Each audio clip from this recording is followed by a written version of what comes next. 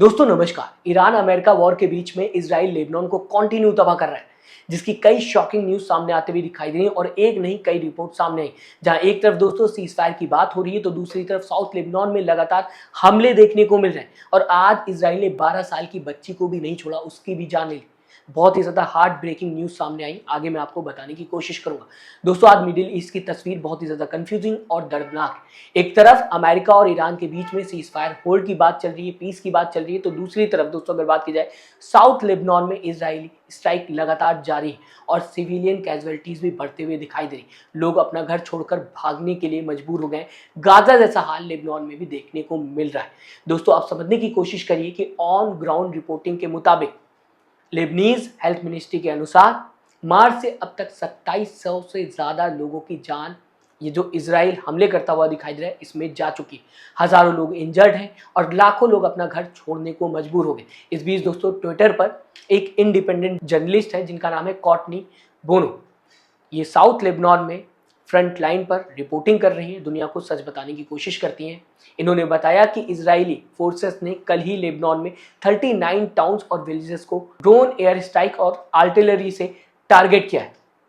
इसके साथ ही इन्होंने ये भी बताने की कोशिश की कि एक बहुत हार्ट ब्रेकिंग इंसिडेंट भी सामने आया है जिसे इन्होंने रिपोर्ट किया है, जहां कॉन्टिनी ने बताने की कोशिश की कि एक 12 साल की बच्ची जो अपने पिता के साथ स्कूटर पर जा रही थी, तभी इजरायली फोर्सेस ने स्कूटी पर हमला किया जिसमें उस बच्ची के पिता की जान चली और वो बच्ची घायल होकर भागने की कोशिश कर रही थी, जिसके बाद इजरायली फोर्सेस ने उस पर हमला किया, मींस डबल टैप स्ट्राइक। उसके बाद उस बच्ची की जान चली। दोस्तों एक बच्ची अपने पिता के साथ जा रही थी, बच्चे की एज थी 12 साल, स्कूटर पे थी। उस स्कूटर के ऊपर इजरायली फोर्सेस ने अटैक किया जिसमें उस बच्ची के पिता की जान चली गई, वो बच्ची घायल हो गई। उसके बाद जब वो बच्ची भाग रही थी तब भागते हुए उसके ऊपर अटैक किया गया, हमले किए गए जिसमें उस बच्ची की जान चली गई। एज फिर से सुन लीजिए 12 साल। ये इजराइल करता हुआ दिखाई दे रहा है। हालांकि इजराइल से कुछ और उम्मीद नहीं की जा सकती है। गाजा में बच्चों की जान ली इजराइल ही था, वो 1 साल 2 साल 3 साल के बच्चों की जान ली गई। आम जनता को मारता हुआ इजराइल दिखाई दिया। साथ ही साथ दोस्तों अगर बात की जाए ईरान के अंदर भी यही देखने को मिला।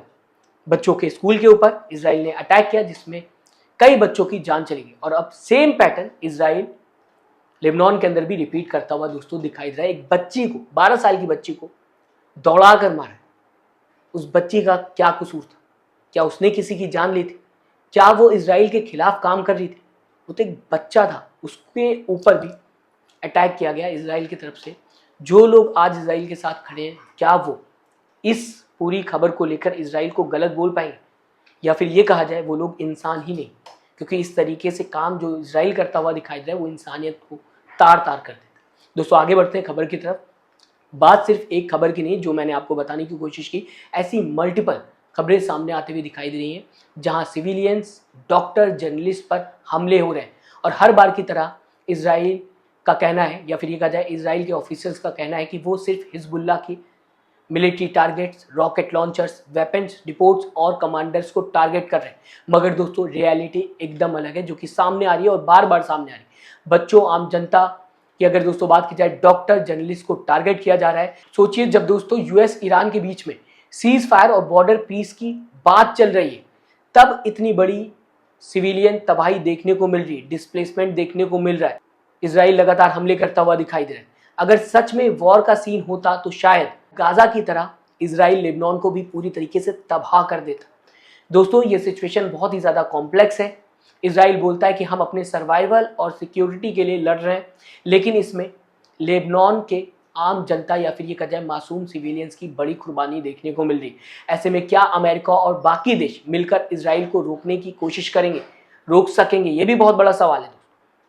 इजराइल एक ऐसा देश है जो हमेशा ही वॉर मोड में रहता है, ये मैं आपको हर बार बताने की कोशिश करता हूं। शायद इसलिए भी ईरान अपने सीज फायर में लेबनान को ऐड करना चाहता है, क्योंकि ईरान को पता है अगर लेबनान को ऐड नहीं किया गया तो आने वाले दिनों में आज नहीं तो कल फिर से लेबनान के ऊपर इजराइल अटैक करेगा। इसलिए लगातार ईरान अमेरिका के ऊपर प्रेशर बना रहा है कि लेबनान को भी ऐड करो सीज फायर। दोस्तों अमेरिका और इंटरनेशनल कम्युनिटी को इस सर्कल को तोड़ने के लिए एक सॉलिड स्टेप लेने की जरूरत है, क्योंकि वॉर के नाम पर बच्चों और आम जनता की जान लेना कहीं से भी सही नहीं है। आप इस पूरे मामले पर क्या सोचते हैं? अपने व्यूज कमेंट बॉक्स में जरूर दे दोस्तों। साथ ही साथ चैनल को सब्सक्राइब और वीडियो को लाइक करना मत भूलिए। मिलते हैं अगली खबर में, तब तक के लिए अपना ध्यान रखिए दोस्तों। नमस्कार।